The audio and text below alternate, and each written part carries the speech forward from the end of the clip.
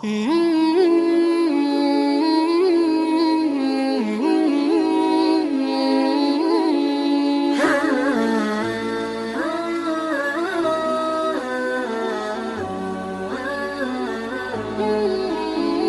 عرب میں اس کے چرچے ہوتے تھے.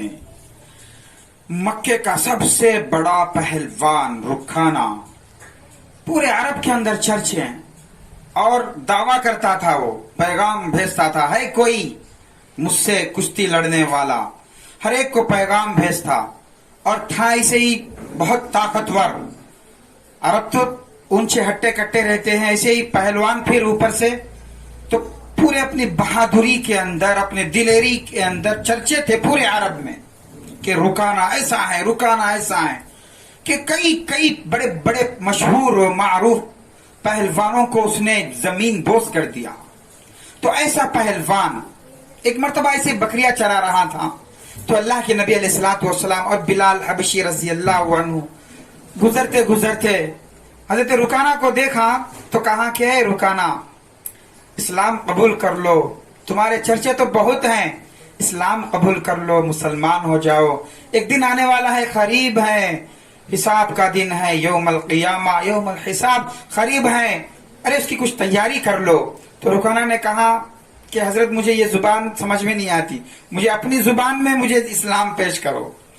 ہر آدمی کو اپنے اپنی زبان میں بولنا پڑا. تو دکن کا باشندہ دکنی چ بول، تجھے کیا پڑی تو اپنی چ بول. ہر آدمی اپنے اپنے زبان اور اپنے اپنے علاقائی کے حساب سے بات چیت کرتا ہے، اور اس کے خیالات بھی ایسے ہی ہوتے ہیں.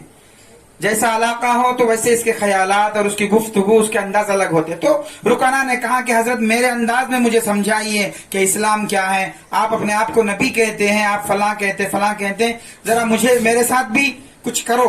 تو کہا کہ اچھی بات، ٹھیک ہے، کیا کرے، آ جاؤ میدان میں اتر جاؤ، ہم کشتی کریں گے. اللہ. حضرت بلال کہتے ہیں کہ میں سنا جب یہ بات تو میں دل میں سوچنے لگا، ارے تو کس کو بلا رہا ہے؟ یہ تو امام الانبیاء ہیں، نرم و نازک. اللہ اکبر. آپ کے ہاتھ، حضرت بلال کہتے ہیں کہ جب میں آپ کے ہاتھ کو پکڑتا تو اتنے نرم ملائم جیسے پھول کی طرح نرم ہوتے، اور آپ کی طبیعت اور آپ کے مزاج کے اندر ایک عجیب و غریب کیفیت رہتی. بہت نرم، بہت لطیف تھے آپ، کبھی سختی سے بات بھی نہیں کرتے تھے. ایسے آدمی سے آپ کہتے ہیں کہ کشتی کریں؟ ارے یہ کیسی بات ہوئی؟ تو پھر کہا کہ اللہ کے نبی علیہ الصلوۃ والسلام نے کہا کہ اچھا چل بھائی، تو خواہش ہے تو آ جا میدان میں، اگر مردی میدان بھی آ. یہ کہہ کر میدان میں اتر گئے. تو وہ اپنے حساب سے باندھا تھا، باندھ کے اترا. تو اللہ کے نبی علیہ السلام، بلال کہتے کہ آپ آستین اوپر چڑھائے. آستین اوپر چڑھا کے آئے تو ادھر رکانہ جو عرب کا مشہور پہلوان، اور ادھر امام الانبیاء نرم و نازک پھول کی کلی کی طرح. تو کہتے ہیں، حضرت بلال کہتے ہیں کہ جب میں دیکھا تو آپ کی حالت اور آپ کی کیفیت کو دیکھا، تو آپ ادھر سے، وہ جیسے پہلوانوں کی عادت ہوتی ہے، وہ کبھی یہ ران مارتا، کبھی یہ ادھر اچھلتا، کبھی ادھر اچھلا، کبھی ادھر سے بھاگا، کبھی ادھر سے بھاگا. تو آپ کھڑ کے اس کے حرکتوں کو اور اس کے ہنر کو دیکھ کر ہنس رہے تھے. اور ہنستے ہنستے آپ کبھی وہ ادھر سے آیا، کبھی وہ ادھر سے آیا. تو یہاں تک کہ اللہ کے نبی علیہ الصلوۃ والسلام نے جب قریب آیا تو اس کے کمر پہ ہاتھ ڈالا، اس کو یوں اوپر کر کے زمین پہ دھڑیل سے ڈال دیے. تو وہ پریشان ہو گیا اور کہا کہ یہ کیا کر دیا آپ نے، تو مجھے نیچے گرا دیا. نہیں، پھر کھڑا ہو، پھر اور ایک مرتبہ کری، آئیے. پھر وہ پورا اپنا غر دکھانے لگا، اپنے انداز سے کشتی کے جو ہوتے ہیں وہ سب کرتے ہوئے ادھر سے ادھر سے. حضرت بلال دیکھتے رہے، ہنستے رہے، اور کہتے ہیں کہ اللہ کے نبی بھی مسکراتے رہے. ادھر آیا ادھر آیا، یہاں تک کہ پھرتے پھرتے پھر قریب آیا اللہ کے نبی کے. تو آپ نے اس کے کمر پہ ہاتھ ڈالا، پھر یوں اٹھا کے یوں کر دیا، تو پھر دوبارہ دھڑیل سے گر گیا. تو پھر تیسرے مرتبہ کہا کہ نہیں، اور ایک مرتبہ آزما لو. اس لیے کہ رکانہ وہ پہلوان ہیں جو عرب کے بہادر اور عجم کے بڑے بڑے رستم جیسے لوگ بھی اس کے سامنے کھڑ نہ سکے. اور ایسا پہلوان طاقتور جو ایک نرم و نازک انسان کے سامنے گر رہا ہے.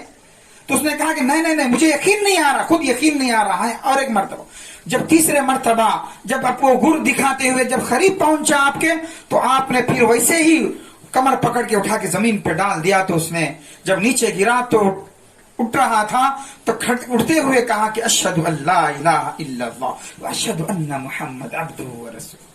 یا رسول اللہ یہ آپ کی طاقت نہیں ہے، میں دیکھتا ہوں کہ کوئی یہ آسمانی طاقت ہے جو مجھے گرا رہی ہے، یہ آپ کے اندر کی نہیں ہے. تو آپ نے کہا کہ میں اس طاقت ہی کی تو بات کر رہا تھا، اس طاقت ہی کی تو میں بات کر رہا تھا، اس طاقت والے کی بات مان لو، تم آخرت میں کامیاب ہو جاؤ گے. تو رکانہ کہتے ہیں کہ میں فوراً ایمان لے کر آئے. تو بلال کھڑے ہوئے تھے لیکن اس کے چہرے پہ عجیب کیفیت تھی. جب اسلام لے کر آئے رکانہ آخر تک آپ کے ساتھ میں رہتے، ہر جگہ جہاں بھی آپ غزوے میں گئے کدھر بھی گئے آپ کے ساتھ میں رہتے. ایک مرتبہ ایسا ہوا کہ مدینے کے اندر بہت سے چور صبح کے وقت میں آ کر پورے بکریاں لے کر چلے گئے، جانوروں کو چرا کے لے کے چلے گئے. تو آپ کو بہت غصہ آیا کہ بچے بھوک سے دودھ پینے کے لیے رو رہے تھے، مدینے کے اندر کھرام مچ گیا تھا. تو آپ نے کہا کہ کون ہے کوئی تم میں سے جا کے ان چوروں کو ڈھونڈ کر لائے، پکڑ کر لائے. تو سب سے پہلے رکانہ کھڑے ہو گئے، یا رسول اللہ انا میں ہوں رکانہ. تو کہیں میں اکیلا کافی ہوں. تو سیدھا بھاگے اور تلاش کیا، تلاش کر کے دوپہر تک پورے چوروں کو اور ڈاکوؤں کو سب کو بکریوں سمیت لے کر آ کے آپ کے حوالے کر دیا. آپ بہت خوش ہوئے اور بہت دعائیں دی حضرت رکانہ رضی اللہ تعالی عنہ کو. تو بہرحال یہ وہ پہلوان تھے جنہوں نے آپ کی بہادری اور آپ کی طاقت کو قریب سے دیکھا کہ آپ کو ایک نبی کو اللہ 40 مرد کی طاقت یا 70 مرد کی طاقت اللہ تعالیٰ ایک نبی کو عطا فرماتا.